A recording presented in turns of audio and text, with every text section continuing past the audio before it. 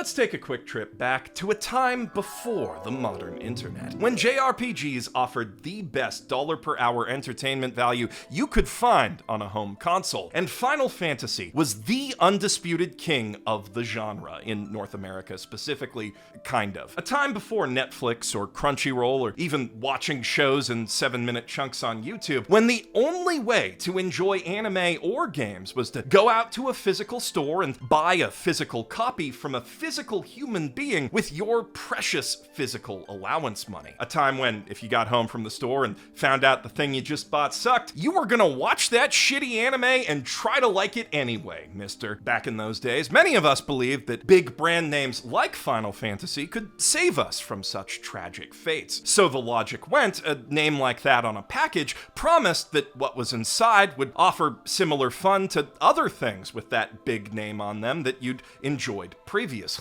It wasn't very good logic, but I was 11. It was thanks to that mode of thinking that one of my friends ended up screening Final Fantasy: The Spirits Within at a disastrous birthday slumber party, and sometime later, having failed to learn from his mistake, that was also how I ended up bringing this piece of crap home from Indigo Books. A piece of crap so crappy that even under those watch it and like it conditions, I could never make it to the end of this thing.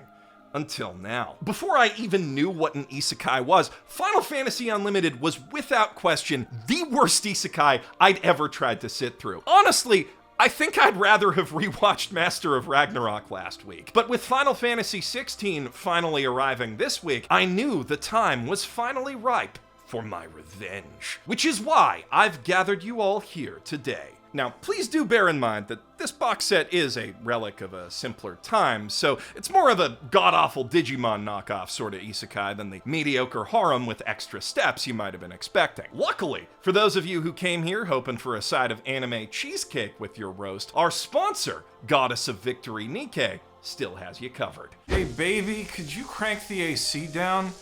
This heat wave is killing me. Again? It's like 15 degrees in here. Only thing wrong is it's boiling. It's that darn game you're always playing. I don't see how a highly immersive third-person boober like NIKKE could have anything to do with how hot it is. You mean shooter? That's what I said. NIKKE is an innovative, free-to-play mobile title that combines the strategic planning of a card game with the excitement of real-time cover shooting. It's also set in this gorgeously painted post-apocalyptic anime world, and each collectible character has her own sumptuously smooth live 2D animated ass. Sorry, I got distracted looking at the very nice graphics. What? I think you're supposed to take your finger off the screen to go back into cover. Oh, yeah, good idea. If she dies, I can't see her shoot stuff more. All right, I see why you're having fun, but maybe you should lay off a little bit till it cools down. Are you crazy? Right now's the big summer event. Until July 5th, they've got a new Volt Road minigame where I can earn gems and development materials, plus there's recruit vouchers up for grabs through the new story event, and more just for logging in. And I'm gonna need all of those if I want to get my hands on the new swimsuit skins for Freema, Pepper, Mary, and Neon. Did you say swimsuit skins? Yeah, alright, maybe the game is slightly related to the whole temperature issue. What are you waiting for? Download the game at the link below, use code NIKKEHOTSUMMER to get 200 jewels, and start enjoying your hot summer with NIKKE today. In our modern world, and indeed the world of 2 decades ago, the words Final Fantasy anime most immediately bring to mind moody, broody stories punctuated by intense battles and quiet moments of very pretty men staring wistfully into the distance. And nowadays, there is actually quite a lot of content that fills that niche in both hyper-uncanny CGI and standard anime formats. Born from Square Enix's mid-2000s Milk FF7 Till the Polygonal Tits Fall Off initiative, and later their mid-2010s efforts to fill in all the gaps that were left around Final Fantasy XV's story when it stopped being Final Fantasy Versus 13. But back before the merger at the turn of the millennium, the only anime Final Fantasy had to its name was a mediocre OVA from 1994, in which all the chocobos are inexplicably naked, and the chosen one of the wind crystal manifests its power through her glowing ass cheeks. So the bar FFU had to clear was pretty low, but All the new PS1 era fans who were clamoring for edgy Sword Boy content had yet to really be sated in any meaningful way, and thus they were primed to reject this cutesy cartoon about a pair of precocious kids and their pet chocobo looking for their lost parents out of hand. Even if its two supporting pretty boys do get some very solid brooding in before it's over. I will not be coming at this anime from that edgy millennial FF fanboy angle, because in my eyes, Final Fantasy represents such a wide range of concepts, aesthetics, and above all, creative risks, that the only really wrong way to adapt it would be to follow an extremely safe and boring episodic formula. That said, while you could theoretically turn a Final Fantasy anime into pretty much anything you can imagine, if you were a Japanese game exec at the turn of the millennium looking to internationally multimedia franchiseify your brand, there was only one thing you realistically would imagine, and that thing was Pokemon. Back in 1997, FF7 ran neck and neck with Nintendo's new monster battling behemoth as Japan and indeed the world's best-selling game. But by 1999, Square was being outsold by, a little bit. And the market-saturating synergy that Pokemon's Saturday morning cartoon had with the games and toys and cards was clearly a huge part of why. So, clearly, to save the lagging sales of each now annual sequel, Final Fantasy had to have its own weekly series about relatable kids going on adventures with an adorable yellow mascot, where each episode would also serve to highlight one of the many cool monster buddies that Final Fantasy players could summon to help them with their own quests at home. And FFU would go one step further than Pokemon by showing you monsters that looked exactly sorta like the ones you'd find in the games, thanks to the bleeding edge power of computer graphics. Gonzo Digimation was one of the earliest pioneers of CGI in TV anime, using the tech to do things that simply weren't possible before the turn of the millennium, in shows that as early as 2003's Last Exile have held up surprisingly well. And they made Final Fantasy Unlimited in 2001, so...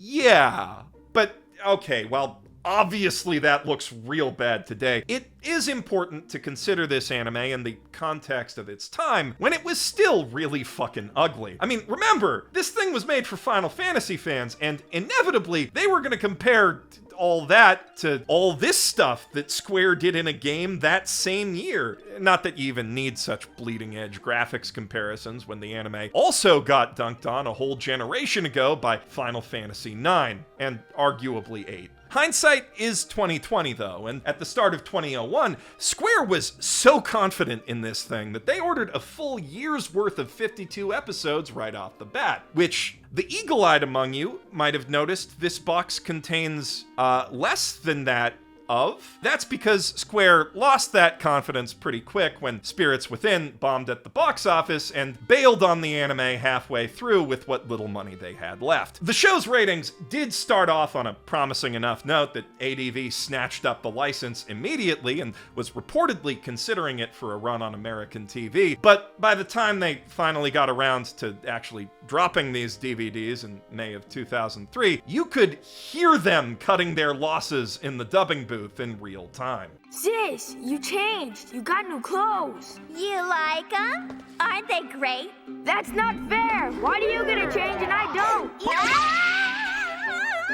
Chocobo says that clean hair tastes good. Still, when you start watching the series, you can see why people thought it had potential, even through all the terrible CGI. The first scene in particular is genuinely thrilling and intriguing. A mysterious pillar of darkness appears out of nowhere in the Sea of Japan, so large it's visible from the streets of Busan and Vladivostok, and even the mountains of rural China. This catches the attention of a science guy and his pregnant science wife. Mary!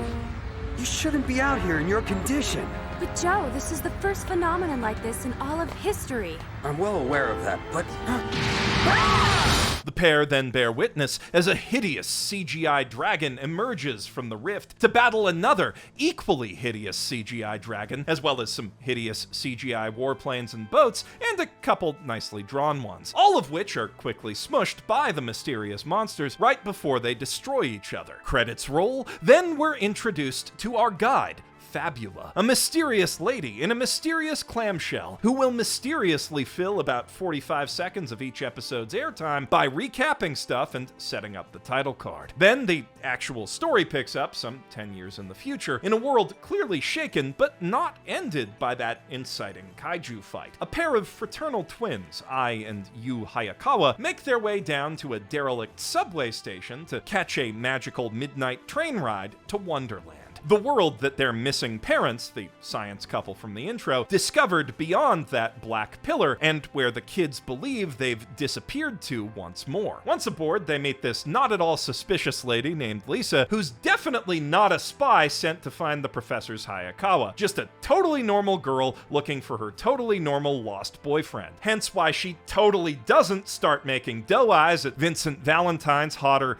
edgier cousin Kaze the second they find him brooding in a tangle of vines in the middle of a city made of plants and bugs at the other end of that subway line. But even if she was lying and did catch feelings just then, there's hardly any time to flirt before a sinister flying juicer descends from the sky to attack. Does somebody know, is this COVID related? And if it is, what do we do about it? That crystal then turns into a big wobbly mushroom monster that strikes out with an extremely suggestive protrusion, which Lisa deflects with her canned attack animation. That only makes it matter though, so it engorges itself into an even bigger and wobblier earthworm gym type thing that chases them for a couple seconds until Kaze pops back up to take care of it with his canned attack animation, the Ma Gun. Soil is my power. Which involves substantially more bad CGI than any other canned animation, and is also substantially longer, taking up a full minute of every episode in which he uses it, which is every episode. There is some variation in the color of the bullets he loads into the gun, which then in turn produce a variety of iconic Final Fantasy summons, and some of those even do interesting things, like compressing the space around an infinitely regenerating enemy to make him disappear. But, like, 90% of them do the same thing, which is throw a particle effect at the monster of the week until it dies, which will happen to every monster every week because minus those first 10 minutes of plot setup, the story I just summarized is the story of every single episode of this show. Well, episode 2 adds one more ingredient to the formula, a cutaway to the evil, baby-faced Earl Tyrant eating some fancy anime food as he recites a first-take evil monologue at his evil henchman. Only God can create order, you understand? That means me. Am I right here? They don't know anything. And mumbles his way through the week's evil plot. Back to business. About this underground.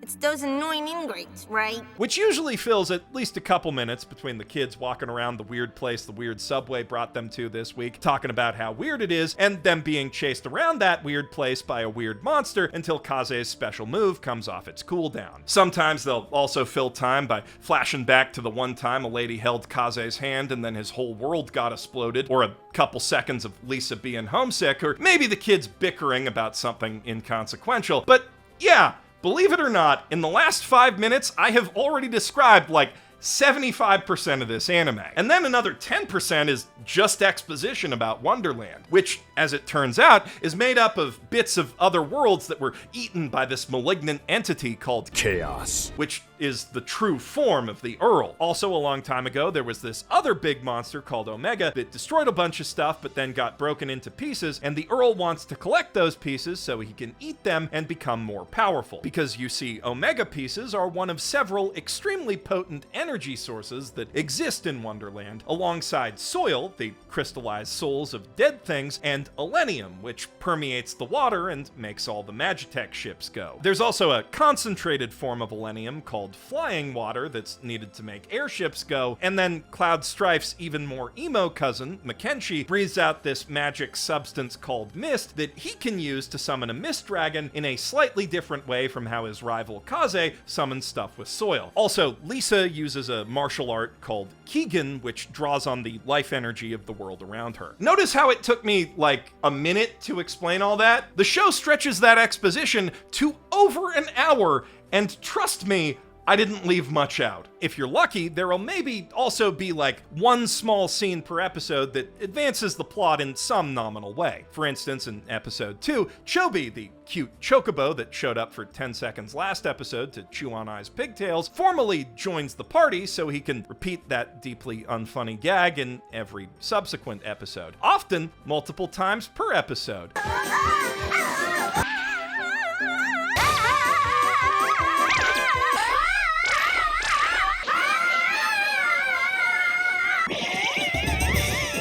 In episode 3, Fabula makes her one in-story appearance to give Ai this magic mustache bag that basically makes anything the writers need her to have. Then in episode 4, they meet Kamadine, a group of underground rebels opposing the Earl Tyrant, who will go on to fill most of the supporting cast roles in future episodes whenever the show needs them. Most of them are literally faceless grunts, but 4 have exactly one personality trait and one recurring gag. Mustache Commander Man is a big dork, but then plays it off like he's cool to impress the ladies. Sid the Inventor constantly brags about what a genius he is and names all his inventions after girls between exposition dumps. The Hot Lady Commander of the Faceless Grunts likes to eat frogs and bugs, but also has a secret girly side, and the one grunt who actually has a face likes to eat inanimate objects and always gets a bad feeling right before the bad guys show up. A little later on, they also meet Lou Lupus, a mysterious girl who spends like a whole episode teasing out this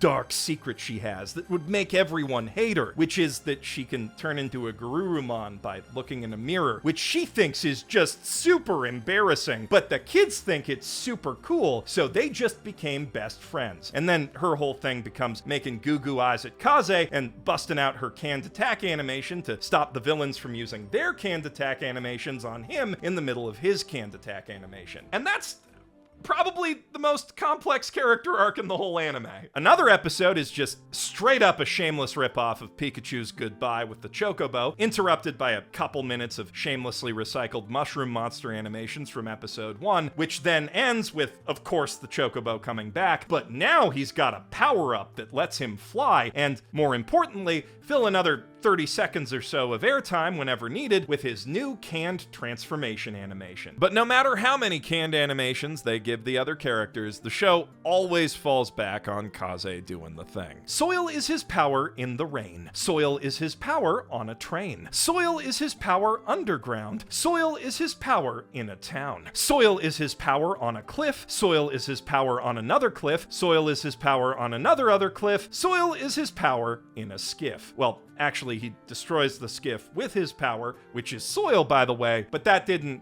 fit the rhyme scheme. There is this one early-ish episode that does seem like it might break the formula, where the gang is stuck exploring this weird mansion. Chobi even gets a new gag where instead of chewing on Ai's hair, he hamster bananas a dead pepper and then runs around real fast because it's so hot, which they do kind of wear out before the episode's even over, and also he still chews on her hair. But still, the whole time, Kaze is nowhere in sight. So when the horny bisexual monster flower lady ambushes them in the basement and threatens to, quote, hug them to death, you start thinking that maybe, finally, they'll come up with a different solution to a problem for once. But then, at the last second, she's like, oh, wait a sec. Before I murder you, I gotta check on what just popped through my magic portal that summons random things from random places. And do you want to guess which of the literally infinite possible things is behind that door? I'll give you a hint. He's got a power, and it's soil. The fury that levels everything to the ground. Storm blue, the essence that erases all color. Ash gray, the spirit that drops into infinite darkness. Silent black. I summon you!